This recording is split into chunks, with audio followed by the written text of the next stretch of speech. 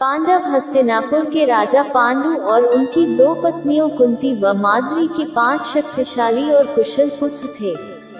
महाभारत में युधिष्ठिर, भीम, अर्जुन, नकुल और सहदेव ये 5 पांडव सबसे अधिक सराहना के पात्र रहे हैं। इनके जन्म की कहानी न सिर्फ दिलचस्प है बल्कि हैरान कर देने वाली भी है। एक बार राजा पांडु अपनी पत्नियों के साथ शिकार करने के लिए जंगल में गए। राजा पांडु को वहां एक हिरण का जोड़ा दिखाई दिया जो एक दूसरे से बेहद प्यार करता था। जब राजा की नजर उस जोड़े पर पड़ी तो उन्होंने तीर निकालकर नर हिरण को निशाना बनाया और तीर छोड़ दिया। तीर सीधा हिरण की छाती में जाकर लगा। वो हिरण कोई और नहीं बल्कि हिरण के वेश में ऋषि किदुम्बा थे। उन्होंने पांडु को श्राप दिया कि वह जब भी किसी महिला के करीब जाएंगे तभी उनकी मृत्यु हो जाएगी।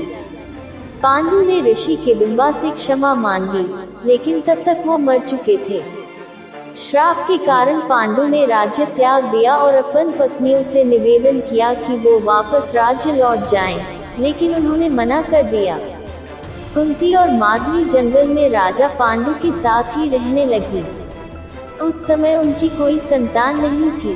तब कुंती ने अपने पति को बताया कि उन्हें ऋषि दुर्वासा से वरदान मिला था कि वह किसी भी भगवान को बुलाकर उनसे एक शिशु को प्राप्त कर सकती है।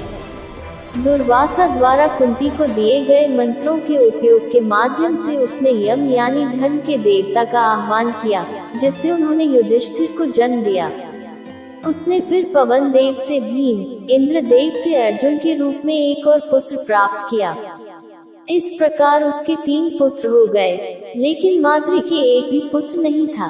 तब कुंती ने माद्री को भी मंत्र विद्या सिखाई। मंत्रों की मदद से माद्री ने अश्विनी कुमारों को बुलाया, जिन्होंने उसे नकुल और सहदेव पुत्र के रूप में दिए। इस प्रकार 5 पांडवों का जन्म हुआ। देवताओं से प्राप्त सभी पांडवों को देवताओं की तरह ही दिव्य गुण प्राप्त हुए थे।